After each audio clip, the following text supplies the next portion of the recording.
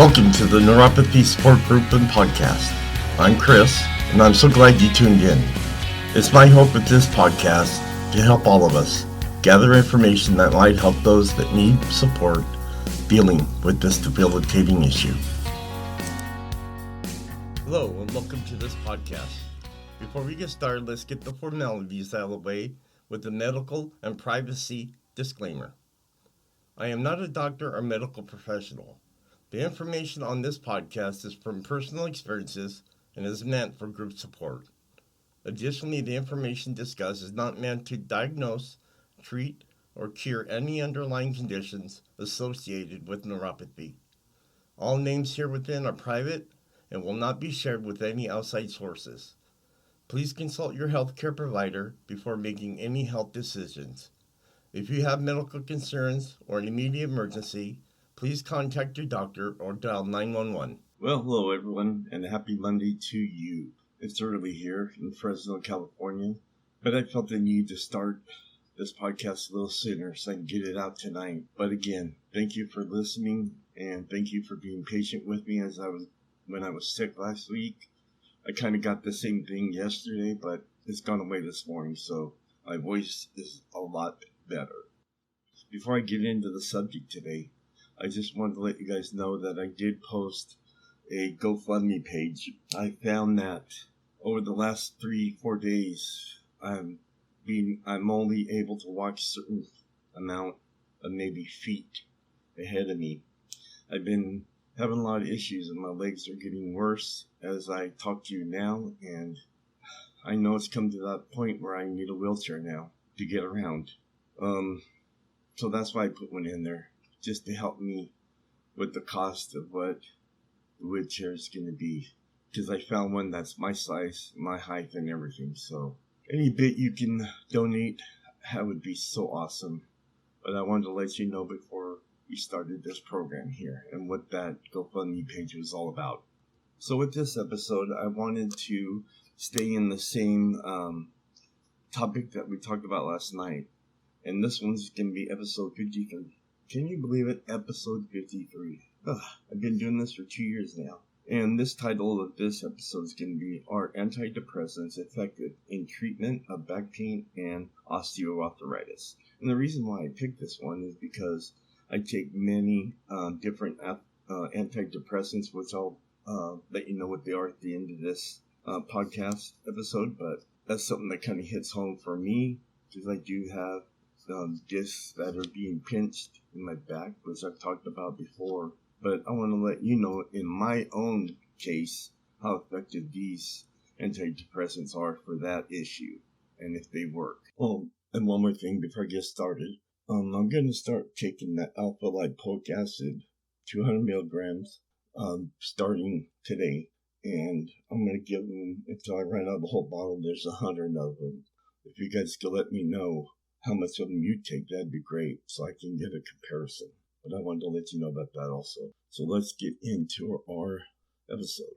Back pain and osteoarthritis are two of the most common and hardest to treat conditions in the United States. 1 out of every 4 Americans experience low back pain in the past 3 months, making it most common type of pain reported, according to the Centers for Disease Control. Osteoarthritis, caused by damage or breakdown of the joint cartilage between bones, is also at the top of its class list, and not in a good way. It is the most common form of arthritis, affecting 32.5 million U.S. adults. Antidepressants, such as SNRIs, are often prescribed for these conditions in an effort to improve pain. But a new study suggests that for many people, these drugs may not be effective. So now we're going to talk about antidepressants don't help back pain. Results suggest. Major medical organizations, such as the American College of Physicians, the Osteoarthritis Research Society, include antidepressants in their treatment guidelines. Antidepressant medications are the 4th most prescribed medication for low back pain in the United States. About 1 in 4 people seeking treatment for the low back pain are prescribed an antidepressant within 3 months of being diagnosed, according to a study. When antidepressants are used for pain, it's often at a lower dose that would be prescribed to treat depression.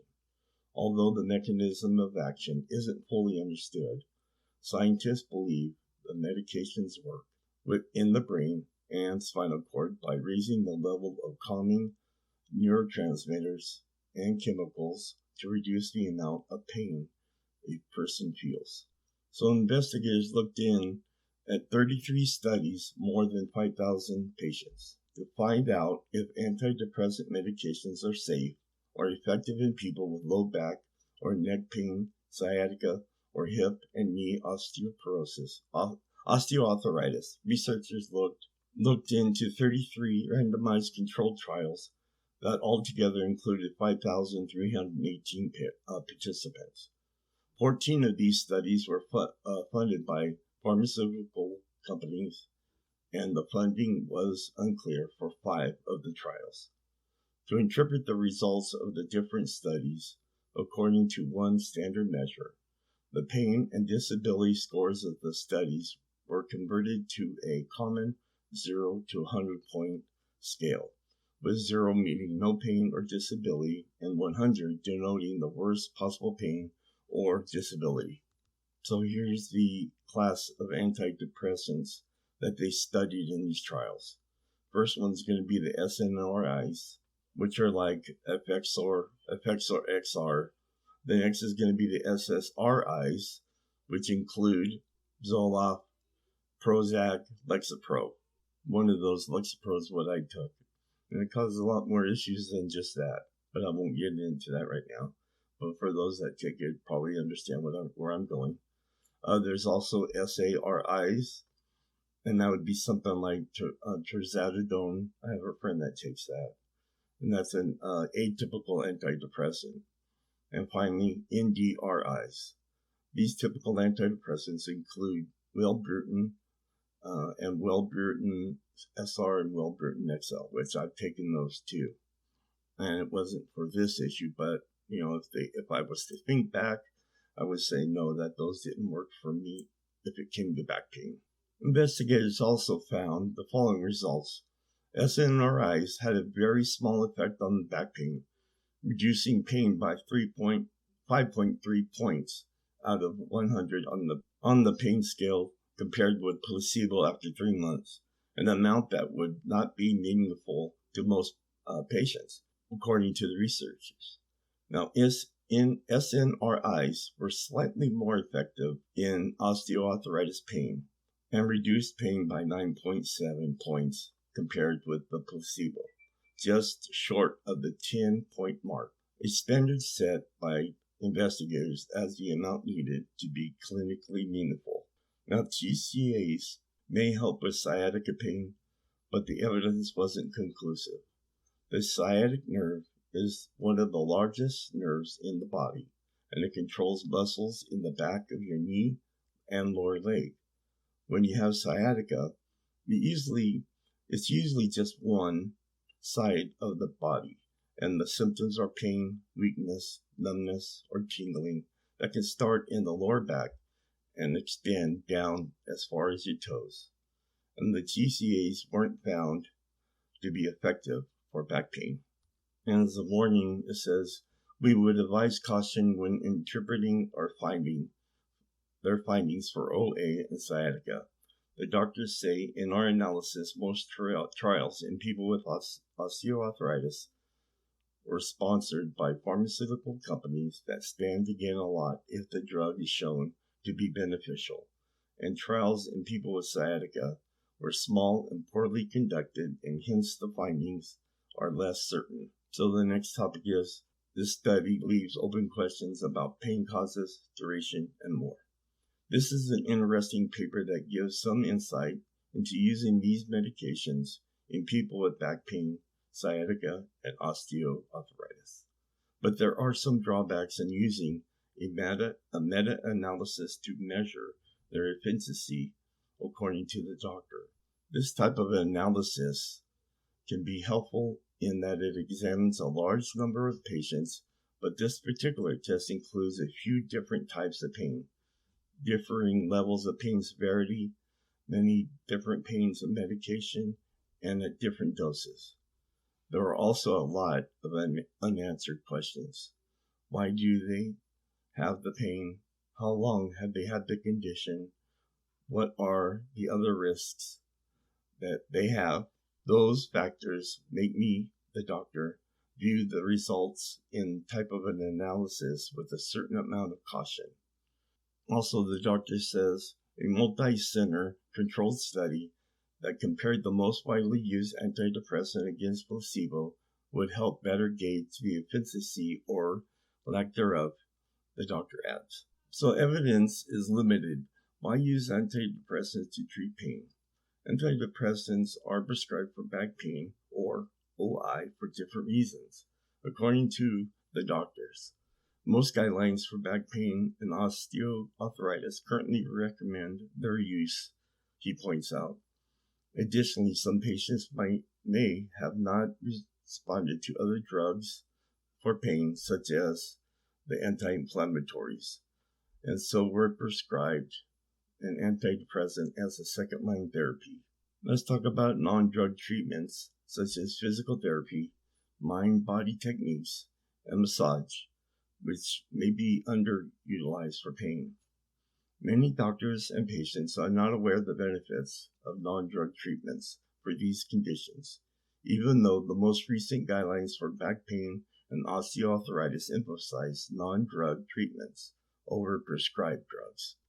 One thing the study does show is that antidepressants are pretty safe, with no big side effects. The risk is very low, and the potential benefit is that a person can take a medication that may help their pain that's not an opioid medication. There's not a lot of downside to at least try an antidepressant medications to improve your pain, the doctor says. If I had back pain, I would want to go that route before trying something like a narcotic that puts me at risk of an addiction. So should people on an antidepressant for pain stop taking them? Do not continue meds without consulting your doctor. It is very important not to abruptly cease treatment with antidepressant medications. That can lead to withdrawal effects, which can be distressing and sometimes present as a serious health issue. If people are currently taking antidepressants for their back pain or osteoarthritis and they feel that it is helping them, we recommend that they continue the treatment. For those who are not seeing improvements after 3 months, it's a good idea to discuss options with your doctor. A healthy lifestyle and non-drug treatments probably have a greater role in the long-term management of pain conditions than prescription drugs. So despite this analysis, antidepressants may be a good option for some people with sciatica or back pain. Even though this study doesn't show a huge benefit in treating pain, there are patients who receive some benefit. This study doesn't account for what every individual's problem or treatment plan is. For people with chronic pain in any of these treatment areas, I would still recommend talking to your healthcare provider about the possibility of trying an antidepressant medication, especially before resorting to any type of a narcotic.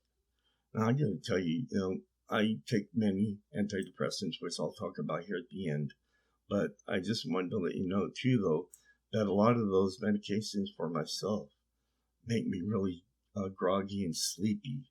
So there's that other thing that you gotta, fight against if you want back pain reduced in some way. So I still got a little time left. There was one other topic that I looked at right now for chronic pain. Different reliefs that you can do. This one's symptom relief. Now I haven't heard of this technique, so that's why I wanted to talk about this real quick. But pain reprocessing therapy is a new type of treatment, so little research has been done on its ability to improve various types of chronic pain, except for chronic back pain. Chronic back pain, in a groundbreaking and widely reported randomized controlled trial, research carried out the first clinical test, which included 151 participants with mild to moderate chronic back pain, for which no physical cause can be found. Remarkably, 2/3 of the patients treated with PRTs for 4 weeks were pain-free or nearly pain-free, and a whopping 98% of PRT patients had at least some improvement. The outcomes held true a year later. Another small study had similar findings for a 12-week PRT, course called a PSC, symptom relief therapy. And let me spell that word. It's PSYCHOPHYSIOLOGIC. Nearly 2/3 of the patients who received this type of treatment reported being free of the chronic back pain they had experienced. The research on PRT is small and scant. Scientists had previously researched the first component of PRT called pain neuroscience education. The literature also showed and found that PNE for musculoskeletal pain and patients' knowledge of pain, which could possibly improve function and lower disability, reduce psychosocial factors, enhance movement, and minimize the need for healthcare utilization. Also, one review showed that those that have fear of moving. Another review, however, found that while PNN does not seem to decrease pain or disability, it can help people cope with their chronic pain condition and reduce the pain and fear of moving. And one systematic review compared PNE plus exercise and exercise alone for chronic musculoskeletal pain. It found that incorporating PNN resulted in greater short-term improvements in pain, disability, and with many types of pain.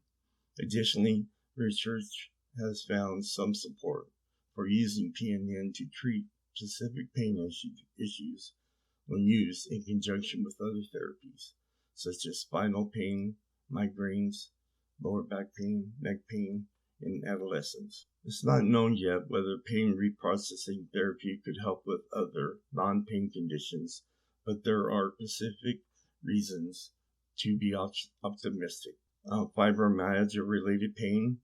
Research shows that pain neuroscience education may help improve functional status and pain with people with fibromyalgia. And finally, the one that I was kind of interested in is the fear of movement or pain sensitivity in people with osteoarthritis who will be getting a total knee replacement.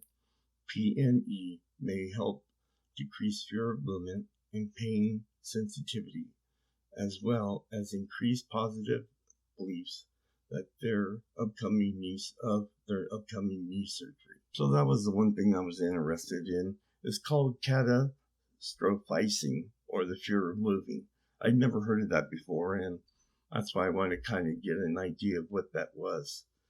But I hope in any way this episode has helped you out there. Make sure to contact your doctor if you're going to make any kind of changes.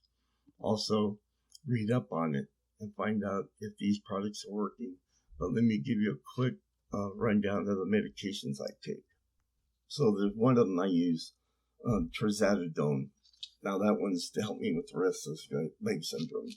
But my antidepressants that I take is one of them is Seroquel, 400 milligrams. Then I take Paxil, 40 milligrams. I take another Seroquel, that's 200 milligrams. I take a lamotrigine or Lamictal, that one's 200, and I also take a 100. So through the many years I've been taking these, there had to be a lot of adjustments, of course. They do help with depression, anxiety, and those issues, but nothing for back pain that I have found. Which before I started this episode, I didn't know that there was a possibility that these products could help you, but I just wanted to pass out all that information on to all of you. Maybe it'll help you in some way. Well, you guys take care.